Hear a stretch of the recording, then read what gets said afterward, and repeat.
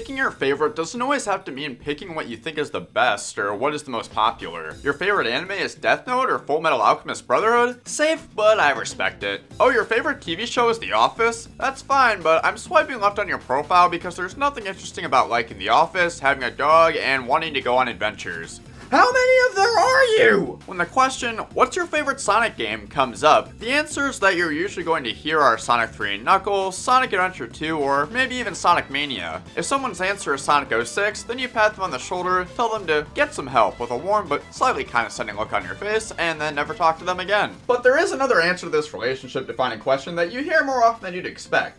It's an answer that's met with either complete celebration or complete concern. It's also my answer to the question. My favorite Sonic game of all time is actually Sonic Unleashed.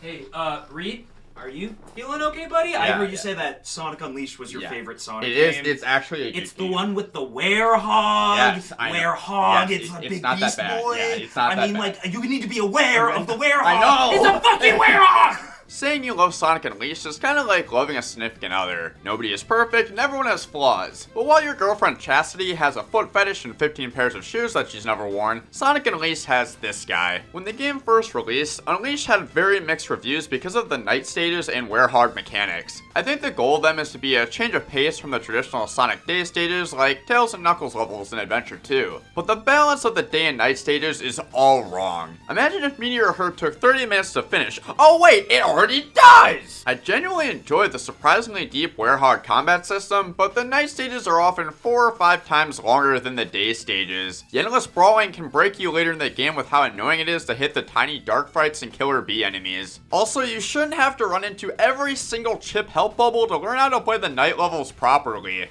It's Sonic Adventure 1, but yeah. Actually, no, it is both. You're right. Damn, what the fuck was that, Chip? It's a running joke in the Sonic community at this point, but the jazzy battle music really does butt in every single time you run into enemies in the night stages. I'm sorry to hear that you sustained some injuries from your bidet. Let me get you the next available representative. Please hold.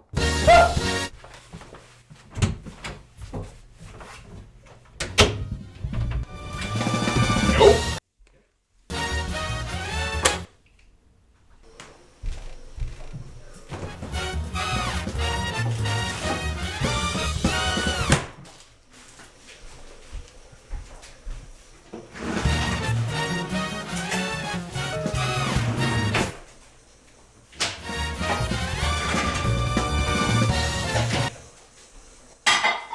Reed, did you know that Flareon, Incineroar, and Salazzle are the only 3 fully evolved Fire-type Pokemon that can't learn Solar Beam? I'm sorry, man. I can't hear a word you're saying over the battle music. What battle music?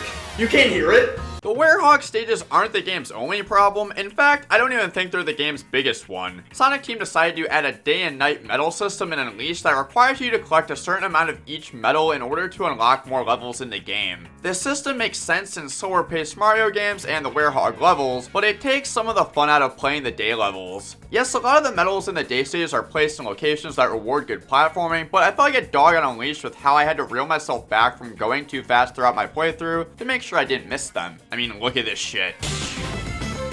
Okay, that's not night metal back there.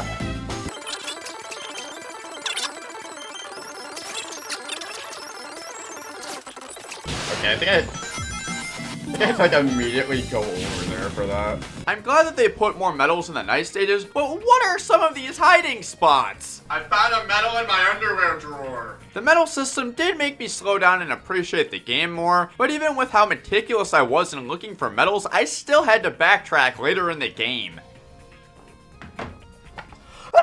I'm all for challenging final levels in games, but Eggman Land and the Dark Gaia final boss battle are just straight unfun when they're not being overly difficult. Being able to switch back and forth between Sonic and the Werehog and Eggman Land is sweet, and the day segments are fine, but my god, some of the Werehog segments are the worst platforming experiences that I've had in video games. How the fuck am I supposed to know where I'm going if the camera won't move? Whoever came up with this overly precise pipe segment is a sadist that probably makes it impossible to complete Mario Maker levels for fun. Look, I'm not bad at games. In fact, I would say I'm pretty good given the fact that I'm ranked in the state of Wisconsin for Smash Ultimate, but it took me 54 minutes to complete Eggman Land on the Xbox 360 version the first time I played through it. There are people that speedrun and 100% this game. Dark Dia Phase 1 is just the shitty Boulder Balls minigame from Mario Party, then an awkward to control, albeit extremely epic final act of the boss fight. The story climax is worth it, but Unleashed gameplay loses steam for me at the end of the game. Fuck the Tails flying segments, they take forever, and there's already too many QuickTime events in Unleashed. I know the game came out when QuickTime events were all the rage, but they're just rhythm games without any rhythm. Wait, that could be kind of fun. Oh shit, here we go. I have some other minor nitpicks like no double jump for regular Sonic and a lot of those major upgrades coming later in the game. I won't deny that the game's main flaws are significant and probably turned off a lot of people to the game, but for all the lows that Unleashed has, it has incredible highs that so many of us love and have continued to love over the years. It's like the lows make you appreciate the highs more, you know?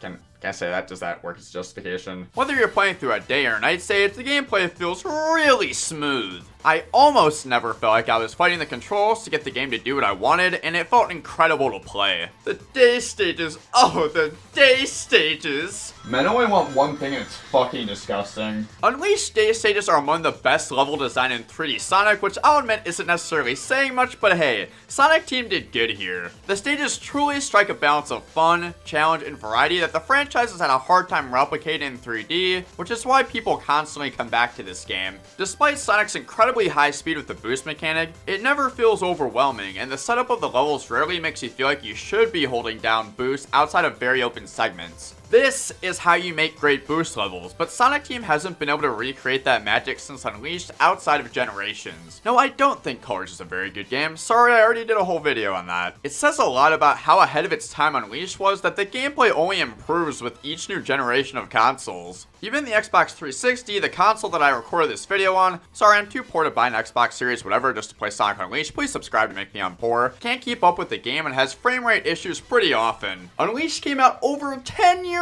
ago, and we finally have a console powerful enough to run the game properly. Are we sure this game wasn't sent back from the future to 2008? I love how all the game's levels feel like an organic part of the world.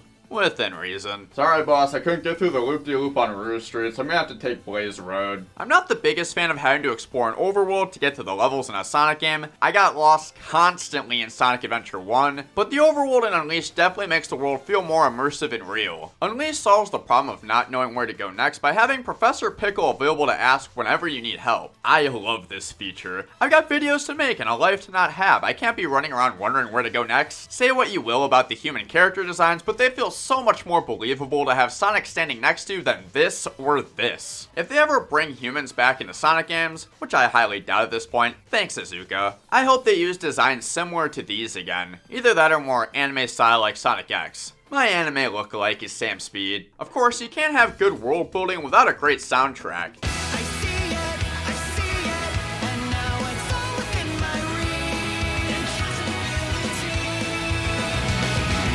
Yes, the Sonic series is known for having consistently amazing music even if the game is a mess, but the variety of the Unleashed soundtrack is rivaled only by the adventure games in my eyes. The orchestra arrangements adapt to the part of the world that you're on, which helps the levels come alive even more. Everyone loves Rooftop Run, but not a single day's stage track disappoints in Unleashed. Oh, they're just so good! The music tempo slows down for more jazzy vibes than night stages, but they're still really solid tracks, and my favorite's probably Jungle Joyride at night.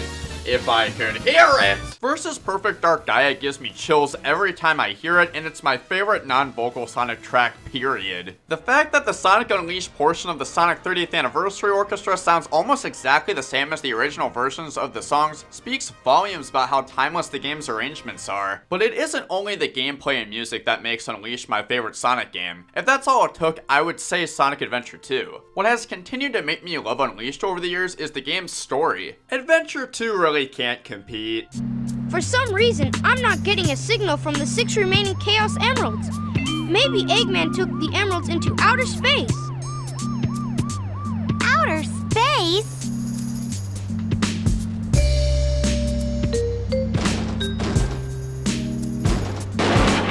Knuckles!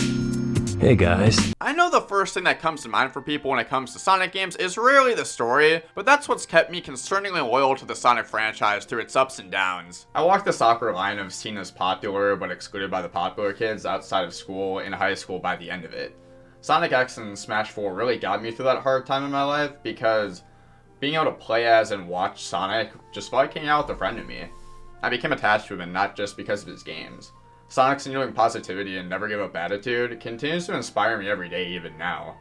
I remember one of the first games where I really resonated with Sonic as a character was Sonic Unleashed. The story in Unleashed is easily one of my favorites in a Sonic game, tied with Sonic and the Black Knight. Jason Griffith voices Sonic in both games. Coincidence? I think not. The opening cutscene is still the best we have ever seen in a Sonic game, and it's not even close. I love the Sonic movie, but I would kill to have an entire movie just like this. How often do we get a Sonic cutscene with such a large-scale battle and Sonic tearing through Eggman's army? Okay, but like actually a good one. Sonic and Eggman's dynamic is on full display with their back and forth banter. Sonic's show off but still serious attitude, and Eggman being so tired of losing to Sonic to the point of being willing to split the planet apart to reawaken an evil god. The cutscene's visuals hold up super well to this day, and if I could pick 5 minutes to show anyone when they ask the question, what are the Sonic games all about? This cutscene is my answer. Yeah, it looks great. Can I see my family again? Well, this is new. Showing remorse, Eggman? If you played nice, I wouldn't have to break all your toys. Gotcha! What? It was a really cool idea to start the game off with Eggman outsmarting Sonic, and sets the tone for the rest of Unleashed with Sonic tumbling down to the planet. Unleashed is a perfect example of how to make a story for a Sonic game. Finding the right balance between a simple and complex story and a platformer is hard to do, but Sonic Team pulled it off in this game. The story is simple enough that it doesn't take away from the gameplay and force a bunch of unnecessary cutscenes to take place, like in Colors or Lost World. Travel the world and put the planet's pieces back into place before Dark Gaia awakens. Planet-sized jigsaw puzzle? Sounds like a great excuse to see the world. He's so cool. I miss this version of Sonic so much. The globe-trotting story is simple to explain but complex enough that every cutscene is meaningful. Sure, not every cutscene is good. SA-55 walked so Orbot and Cubot could run in future titles, but the story still has its fair share of twists and character growth, which I think is important for any good story to have. Unleashed story does such a great job of showing why so many of us have fallen in love with Sonic as a character. He's got his snarky charm while still going out of his way to help others, and especially his friends. The writers and Jason Griffith nailed Sonic in this game. Thanks for asking, Mr. Monster Guy. Mr. Monster Guy? Looks like things have gotten pretty ugly. Maybe your memory will come back on its own. Remember anything yet? Nope. Oh well. I can feel the last temple nearby. He must have built this place on top of it. Well, I guess we'll just have to tear it down. Now, Sonic. Roger that, buddy.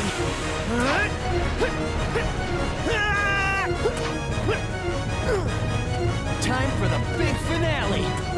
Sonic's more than just one-liners, and I'm glad that Sonic Team has started to remember that again with how he was portrayed in Forces and Rise of the Wisps. Also, being able to incorporate the Werehog into the plot in a meaningful way that enhanced instead of derailed the story is an achievement within itself. I don't know how most people feel about him, but I love Chip. He's one of my favorite Sonic characters. I've only known Chip for a day and a half, but if anything were to happen to him, I would kill everyone in this room and then myself. Wait, I wish he could be in more Sonic games than just Unleashed. Chip's a great example of a comedy relief character that doesn't overstay his welcome, which could be said about the entire script for Unleashed's story. His design stands out among Sonic's vibrant cast of characters, and it's a joy to watch his friendship grow with Sonic throughout the game. There isn't a more heartfelt cutscene that defines Sonic as a character than this one. Thank you, Sonic. Goodbye, friend. Hey! Whoa, what? Where do you think you're off to all by yourself? What? But my memory is back now, and, well, from here on out, it's my responsibility, so, I mean, there's no reason for you to come along, so I should just... Do I need a reason to want to help out a friend? Thanks, Sonic.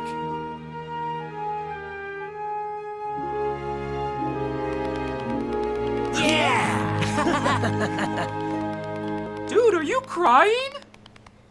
Shut up, Ladder Wisp. It all leads up to an epic conclusion that caps off the game extremely well. It's hard to make satisfying endings for video game series that you know will continue once the game is finished, but Unleashed is still able to do so. Lessons were learned and sacrifices were made, but Sonic will still be running to stop Eggman another day. Among all of Sonic's amazing adventures, Unleashed stands out as one of his best. And much as I love Sonic Unleashed, I do think that Sega took some incorrect conclusions from it for future games.